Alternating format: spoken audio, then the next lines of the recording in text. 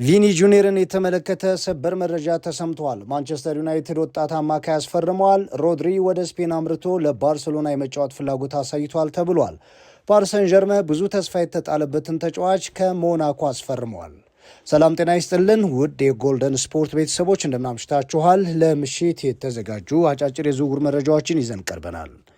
ቪኒሺየስ ጁኒየር ባለፉት ሳምንታት ከአርሰናል ጋር ስሙ ተያይዞ በስፋት ሲነሳ ነበር። ወደ ኤምሬትስ የመምጣት እድሉም ሰፍቷል የሚሉ መረጃዎችን በተከታታይ ከስፔንም ከእንግሊዝም ስናደምጥ ሰንብተናል።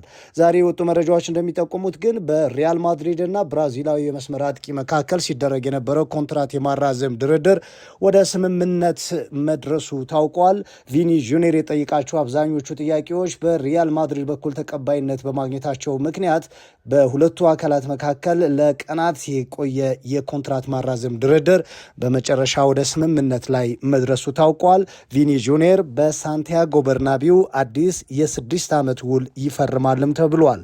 ጆዜ ሞሪኒዮ ተጫዋቹ እንዳይወጣ ይፈልጋሉ። በድርድሩ ውስጥም ጣልቃ ገብተው ሪያል ማድሪዶችን ተጭነዋል የሚሉ መረጃዎች ወጥተዋል። ተጫዋቹም ጥያቄዎቹ ከተመለሱ የመጀመሪያ ምርጫው በበርናቢው መቆየት መሆኑን ቀድሞ መግለጹ ይታወቃል። ስለዚህ ቪኒ ጁኒየር ወደ ኤምሬትስ ሳይሆን በበርናቢው የሚያቆየው ተጨማሪ ውል ለመፈረም የመጨረሻው ምዕራፍ ላይ ደርሷል። በቀጣይ ቀናት አዲሱ ውል ይፋ ይደረጋል ተብሏል። ሮድሪ የባርሴሎና ተጫዋች የመሆን ፍላጎት አለ የሚሉ መረጃዎችን ሰምተናል። ሮድሪ ከባርሴሎና ሰዎች ጋር በዋናነት ከዴኮና ሃንሲ ፍሊክ ጋር በቃል ደረጃ መነጋገሩ ታውቋል። ይፋዊ ጥያቄ ለማቅረብም ባርሴሎናዎች ዝግጅት እያደረጉ ናቸው የሚል መረጃ ወጥቷል። እንግዲህ ባርሴሎና በቃል ደረጃ ከሲቲ ሰዎች ጋር ንግግር ስለማድረጉም ተሰምቷል። አሁን ይፋዊ የዝውውር ጥያቄ ለማቅረብ ነው በካምፕኑ ዝግጅት እየተደረገ የሚገኘው። ተጫዋቹ ከዴኮና ሃንሲ ፍሊክ ጋር ባደረገው የቃላት ልውውጥ ፍላጎቱን በግልጽ ነግሯቸዋል ተብሏል።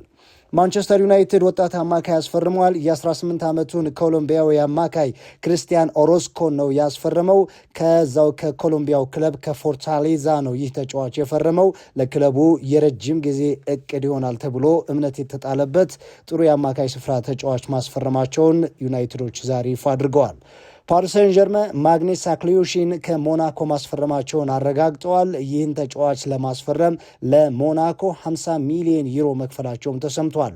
እስከ 2031 ድረስ በፓርክ ደ ፕሪንስ የሚያቆየውን ውልም ፈርሟል። ተጫዋቹ በፈረንሳይ ሊግ ከታዩ ባለተሰጡ ወጣቶች መካከል አንዱ ነው።